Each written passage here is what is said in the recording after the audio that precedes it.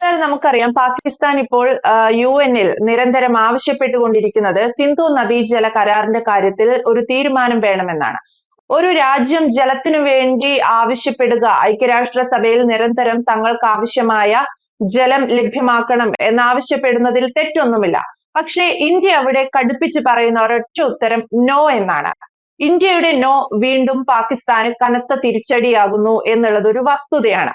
എന്തുകൊണ്ടായിരിക്കാം ഇന്ത്യ ഇത്തരത്തിൽ UN-ൽ ആവശ്യപ്പെട്ടിട്ട് പോലും ഇത്തരത്തിൽ ഒരു പാകിസ്ഥാൻ അനുകൂലമായ ഒരു നടപടിയിലേക്ക് കടക്കുക എന്ന കാര്യത്തെക്കുറിച്ച് പോലും ചിന്തിക്കാത്തത്?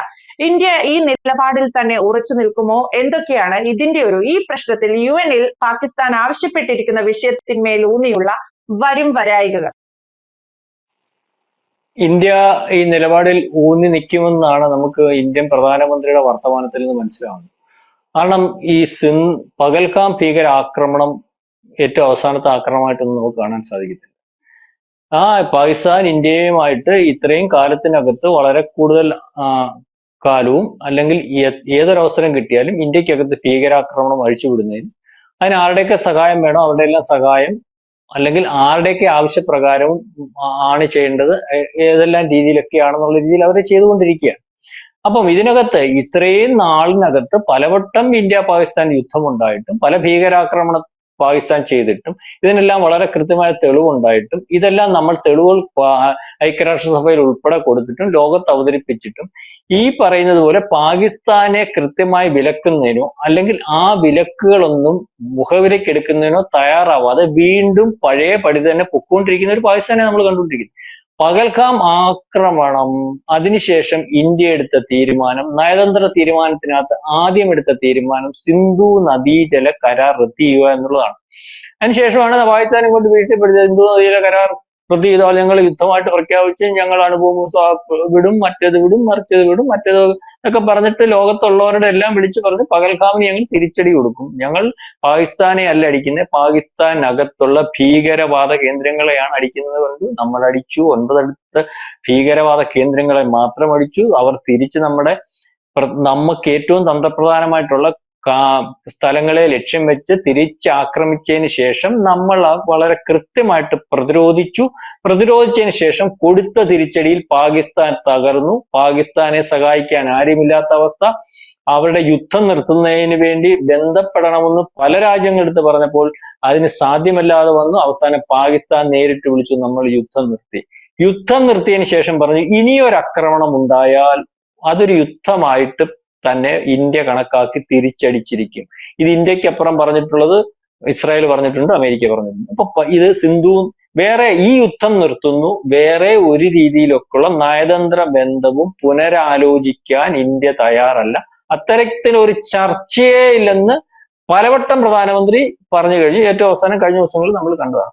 അപ്പം അവിടുത്തെ ഒരു വിഷയം എന്ന് പറഞ്ഞാൽ പാകിസ്ഥാൻ കത്തുകയാണെന്ന് പറഞ്ഞാൽ സിന്ധ് പ്രവിശ്യയിൽ ആ പ്രദേശത്തുള്ള സർക്കാർ ഓഫീസുകൾ, ഈ പറയുന്ന മന്ത്രിമാരുടെ കെട്ടിടങ്ങൾ ഉൾപ്പെടെയുള്ളത് ആൾക്കാർ കത്തിച്ചു തുടങ്ങി. അതായത് ആ പ്രദേശം ഏതാണ്ട് മരുഭൂമിയാകുന്ന ഒരവസ്ഥയിലേക്ക് കാര്യങ്ങൾ നടന്നുകൊണ്ട്, അതായത് അവിടുത്തെ കലാപം ഒരുപക്ഷെ കുറച്ചൊക്കെ ഇപ്പൊ പാകിസ്ഥാൻ വെളിയിൽ വിടാതിരുന്നതൊക്കെ പോലും വെളിയിൽ വന്നുകൊണ്ടിരിക്കുകയാണ്. അത് പാകിസ്ഥാനകത്ത് പല പ്രവിശ്യയിലും പാകിസ്ഥാൻ ആഭ്യന്തര യുദ്ധം നടക്കുന്നതിന്റെ കൂടെ ജലത്തിന് വേണ്ടിയുള്ള യുദ്ധം ഒരുപക്ഷെ ഏറ്റവും കൂടുതൽ ബാധിക്കുന്ന സിന്ധ് മേഖലയിൽ പാകിസ്ഥാനിലെ ജനങ്ങൾ അവിടുത്തെ ഭരണാധികാരികൾക്കെതിരെയും ആ രാജ്യത്തിനെതിരെയും ഭയങ്കര കലാപം അഴിച്ചുവിട്ടിരിക്കുന്നു. പാകിസ്ഥാന് നിലനിൽപ്പില്ലാത്ത ഒരു അവസ്ഥ വന്നിരിക്കുന്നു. അതുകൊണ്ട് തന്നെയാണ് UN-ൽ പറഞ്ഞത് ഇതിനകത്ത് ചർച്ച വേണം, ഇത് മാനുഷിക പരിഗണനയുടെ ഒരു കാര്യമാണ്. ജലം തടയുക എന്ന് പറഞ്ഞാൽ അത് മാനുഷിക പരിഗണനയ്ക്ക് ഉതകുന്നതല്ല, അതുകൊണ്ട് ഇടപെടണം, ഇന്ത്യ ഞങ്ങളെ സഹായിക്കാൻ വേണ്ടി ഇന്ത്യയിൽ സമ്മർദ്ദം ചെലുത്തണമെന്ന് പറഞ്ഞപ്പോൾ നമ്മൾ പറഞ്ഞു കഴിഞ്ഞ 40 കൊല്ലത്തെ മാത്രം കണക്ക് പരിശോധിക്കുമ്പോൾ ഇന്ത്യക്ക് നഷ്ടപ്പെട്ടത് പാകിസ്ഥാൻ കയറ്റിവിട്ട ഭീകരാക്രമണത്തിൽ കൂടിയും അല്ലെങ്കിൽ അവരുമായിട്ടുള്ള യുദ്ധത്തിൽ കൂടിയും നമ്മൾക്ക് നഷ്ടപ്പെട്ടത് ഏതാണ്ട് 20,000-ഓളം പേരാണ്. ഇനിയും സഹിക്കുന്ന ഒരവസ്ഥയില്ല. ആ സമയത്തൊക്കെ ഈ പറഞ്ഞ മാനുഷിക പരിഗണന വെച്ചും പലവട്ടം യുദ്ധത്തിന് തയ്യാറായി ഞങ്ങളെ ആക്രമിച്ചപ്പോഴും ഇതിന് മുമ്പേ ഉള്ള പല ആക്രമണത്തിനകത്തും ഞങ്ങൾ ഈ നിലപാടെടുത്തിട്ടില്ല. ഇനി ഈ നിലപാട് പുനർപരിശോധിക്കുന്ന ഒരവസ്ഥയില്ലെന്ന് ഇന്ത്യ പറഞ്ഞിരിക്കുന്നു. അല്ലെങ്കിൽ ഇനി ഒരു ചർച്ച അത് POK, പാകിസ്ഥാൻ ഒക്യുപ്പൈഡ് കാശ്മീറുമായിട്ട് ബന്ധപ്പെട്ട ഒരു ചർച്ച മാത്രമേ ഉള്ളൂ. അകത്ത് ഈ പാകിസ്ഥാന് പല പ്രവിശ്യകളുണ്ട്. പാകിസ്ഥാനിൽ പല പ്രവിശ്യകൾ എന്ന് പറഞ്ഞാൽ അവിടെ ഇപ്പൊ ഏറ്റവും പ്രധാനപ്പെട്ട അവർ തന്ത്രപ്രധാനമായിട്ട് കാണുന്ന പ്രവിശ്യ പഞ്ചാബ് പ്രവിശ്യയാണ്. ഈ നമ്മൾ സിന്ധു നദീജല കരാർ റദ്ദ് ചെയ്യുന്നതിന് മുമ്പ് തന്നെ അതിനകത്ത് ആഭ്യന്തര വിഷയം ഉണ്ടായിരുന്നു. ഈ സിന്ധ് മേഖലയും പഞ്ചാബ് മേഖലയും ഞാൻ പറഞ്ഞില്ലേ പല ബലൂചിസ്ഥാൻ മേഖലയുമാര് വേറെ രീതിയിൽ കാണുക, അല്ലെങ്കിൽ പഞ്ചാബ് മേഖലയിൽ അവിടെയുള്ള ആൾക്കാരെ വേറെ ഓരോ മേഖല ഇന്ത്യ കാണുന്ന പോലൊന്നുമല്ല, ഓരോ മേഖലയിലുള്ള ആൾക്കാരെ വേർതിരിച്ച് കാണുക. അവര് ഇന്നിടത്തുള്ള ആൾക്കാർ വലിയ ആൾക്കാർ, ഇന്നിടത്തുള്ള ആൾക്കാർക്ക് ഇത്രയും പരിഗണന, ഇന്നിടത്തുള്ള ആൾക്കാർ കർഷകർ. അപ്പൊ ഈ സിന്ധ് മേഖലയിലാണ് ഏറ്റവും കൂടുതൽ ഈ ജലത്തിന്റെ ആവശ്യമുള്ളത്. അത് കർഷകരുണ്ട്, നമുക്കറിയാം. അപ്പം അവിടുന്ന് ഇതിനു മുമ്പേ തന്നെ ഈ മുനീറിന്റെ കെയർ ഓഫ്, ഈ മുനീർ എന്ന് പറഞ്ഞവൻ അവിടുത്തെ ലോകത്തിൽ ഏറ്റവും നാശം ഉണ്ടാക്കുന്നത്, അവനാണ് കാര്യങ്ങൾ തീരുമാനിക്കുന്നത്. ഈ ഒരു കനാൽ പ്രോജക്റ്റ് അവിടെ ഉണ്ടാക്കിയിരുന്നു. ഈ കനാൽ പ്രോജക്റ്റ് എന്ന് പറഞ്ഞാൽ ഈ പറയുന്ന സിന്ധു നദിയിൽ നിന്ന് ജലം ഡയറക്റ്റ് പഞ്ചാബ് പ്രവിശ്യയിലേക്ക് കൊണ്ടുപോകുന്നതിന് വേണ്ടി, അതായത് ഇവർക്ക് വേണ്ട ജലത്തിന്റെ ലഭ്യത കുറയുന്ന ഒരവസ്ഥ അന്നേ അവിടെ പ്രശ്നമാണ്, ആഭ്യന്തര വിഷയമാണ്. നമ്മൾ ഈ സിന്ധു നദീജല കരാർ ഒരുപക്ഷെ അല്ലെങ്കിൽ നിർത്തലാക്കുന്നതിന് മുമ്പ് തന്നെ ഈ കനാലുമായിട്ട് ബന്ധപ്പെട്ട അവിടെ വിഷയങ്ങളാണ്, അവിടെ പ്രശ്നങ്ങളായിരുന്നു. അവിടുത്തെ പോലീസും പട്ടാളവും അവിടുത്തെ സാധാരണക്കാരായിട്ടുള്ള ആൾക്കാരെ വളരെ കൂടുതലായിട്ടും, അല്ലെങ്കിൽ ഈ സമരത്തിന് നേതൃത്വം കൊടുക്കുന്ന ആൾക്കാരെ കൊന്നൊടുക്കുന്ന ഒരവസ്ഥ. അപ്പൊ അത്തരത്തിലൊരു സംഘർഷം നിലനിൽക്കുമ്പോൾ ഈ കനാലിൽ കൂടി വെള്ളം അങ്ങോട്ട് കൊണ്ടുപോകുന്ന ഒരു പ്രോജക്റ്റ് ഓപ്പൺ ചെയ്ത് കഴിഞ്ഞപ്പോൾ, അല്ലെങ്കിൽ അത്തരത്തിലൊരു പ്രോജക്റ്റ് നടന്നുകൊണ്ടിരിക്കുമ്പോൾ തന്നെയാണ് ഇപ്പം മരുഭൂമിയാകുന്ന ഒരവസ്ഥയിലേക്ക്, അല്ലെങ്കിൽ വെള്ളത്തിന്റെ ലഭ്യത തീരെ ഇല്ലാകുന്ന ഒരവസ്ഥയിലേക്ക് വരികയും അവിടുത്തെ കർഷകരെ സംബന്ധിച്ചോളം ഈ ഇപ്പോഴത്തെ ശരിക്കും പറഞ്ഞാൽ അവിടുത്തെ GDP എന്ന് വളരെ താഴെയാണ്. ആ ഉള്ള GDP നിലനിർത്തുന്ന പറഞ്ഞാൽ ഈ കാർഷിക മേഖലയിലുള്ള അല്ലെങ്കിൽ അതിന്റെ പ്രവർത്തനം കൊണ്ട്. അപ്പൊ അതും കൂടി ഇല്ലാതാവുന്ന ദിവസം മാത്രമല്ല, പട്ടിണി കിടക്കുന്ന രാജ്യം.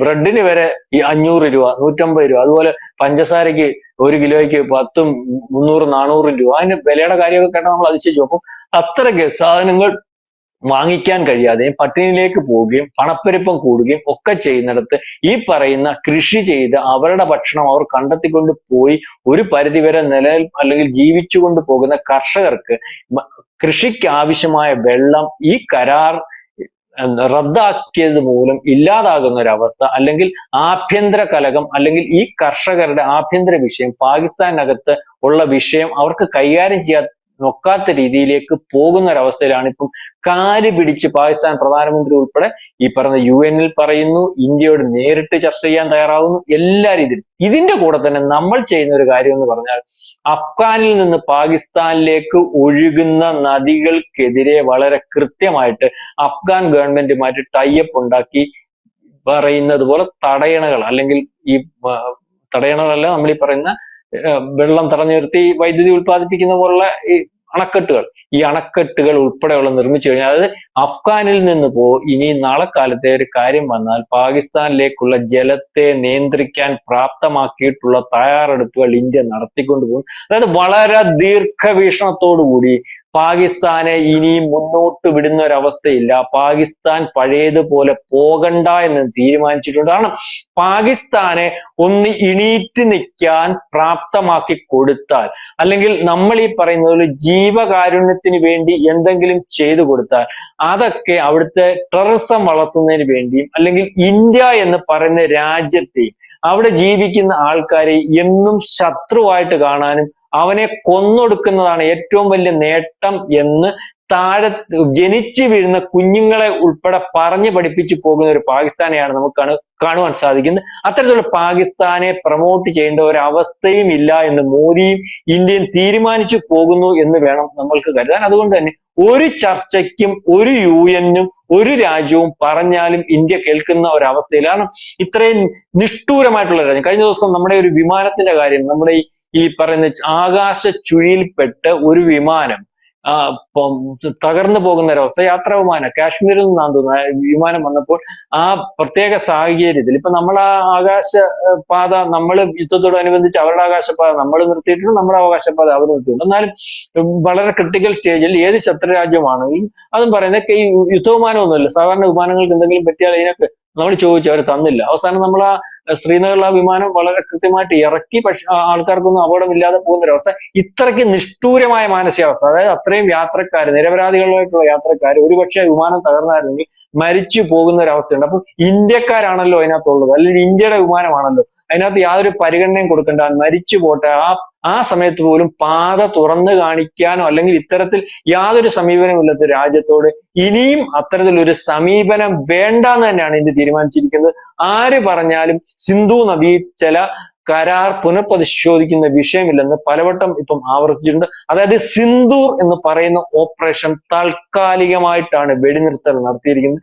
താൽക്കാലിക വെടിനിർത്തൽ എന്ന് പറഞ്ഞാൽ അത് ആയുധങ്ങൾ തമ്മിൽ ഉള്ള പോര് അവരാവശ്യപ്രകാരം നമ്മൾ നിർത്തി എന്നുള്ളൂ. ബാക്കി നയതന്ത്ര പോരും ബാക്കി തീരുമാനങ്ങളും ഒക്കെ അതേപടി തുടരും. അതിനകത്ത് യാതൊരു വിധമായ പരിഗണനയും പാകിസ്ഥാന് കൊടുക്കുന്ന ഒരവസ്ഥ ഇല്ല എന്ന് UN-ലും പല സ്ഥലങ്ങളിലും ഇന്ത്യക്ക് വേണ്ടപ്പെട്ടവർ, അത് ജയശങ്കർ ഉൾപ്പെടെ, ഡോവൽ ഉൾപ്പെടെയുള്ളവർ, ഉത്തരവാദിത്തപ്പെട്ടവരും പറഞ്ഞു കഴിഞ്ഞു. അത്തരത്തിലുള്ള നീക്കവുമായിട്ടാണ് ഇന്ത്യ മുന്നോട്ട് പോകുന്നത്.